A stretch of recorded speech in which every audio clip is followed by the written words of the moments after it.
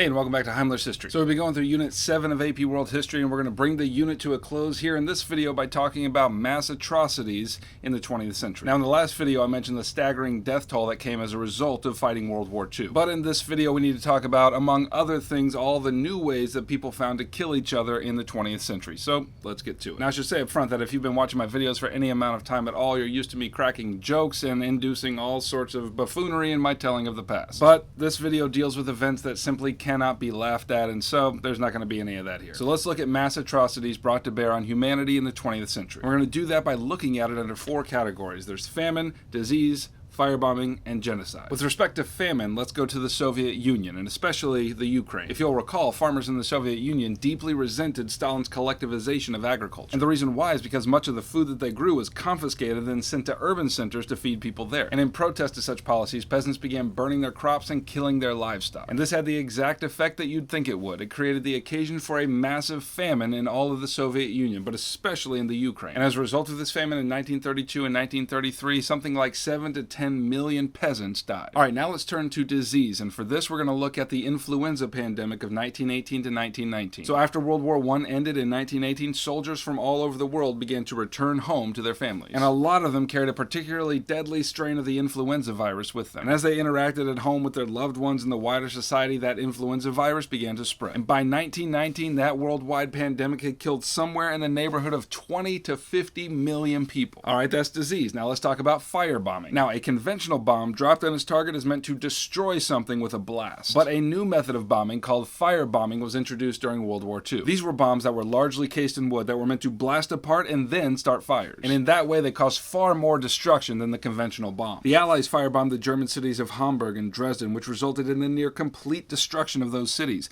The result was a combined 75,000 deaths. The United States firebombed Tokyo as well, and their campaign was staggering in scale. 334 B-29 bombers dropped 2,000 tons of firebombs on Tokyo. And once the fires started, they began to feed each other. And the result was the destruction of the city and 90 to 100,000 people dead. Now let's turn our attention to what is arguably the bleakest of atrocities committed in the 20th century, namely genocide. By definition, genocide is the intentional slaughter of a large group of people that belongs to a particular ethnicity or nationality. And we'll begin our consideration of this with the Armenian Genocide. In Turkey, between 600,000 and 1.5 million Armenian Christians were killed in a systematic ethnic cleansing. Starting in 1915, the Ottoman government accused the Armenians, who were an ethnic minority in the empire, of colluding with the enemy Russians.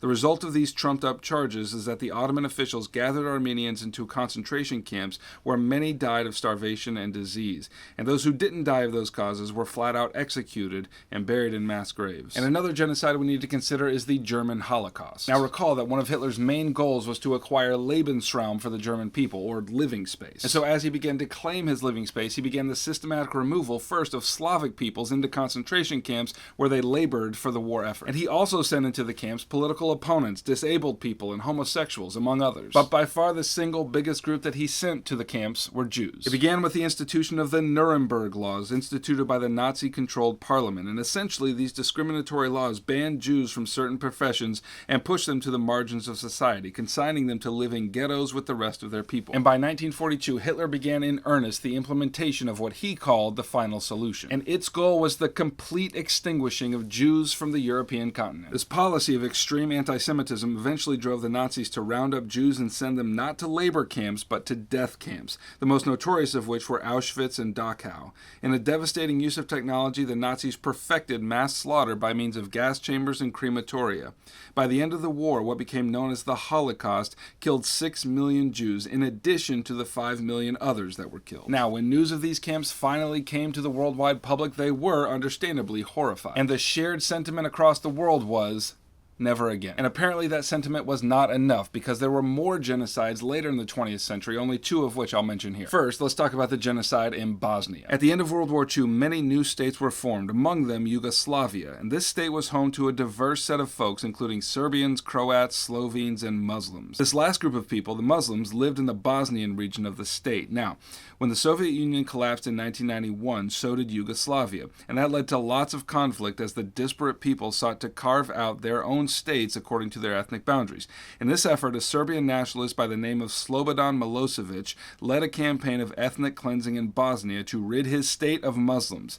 and after it was all said and done, 300,000 were dead in the effort. Second, there was the genocide in Rwanda. Now, Rwanda was a colony of Belgium, and it was made up of two different ethnic groups. There was the Tutsis, who were the minority, and the Hutus, who were the majority. Now, as it turned out, the Belgians favored the minority Tutsis and gave them power to rule the colony, and this led to a deep and abiding resentment from the majority Hutus. And in 1962, Rwanda became an independent nation, and the Hutus, because they were the majority, had an easy time winning control of the government. And with this power, they manifested that long-simmering resentment by enacting policies of discrimination against the Tutsis. All of this kept the population in tension, and in 1994, that tension exploded.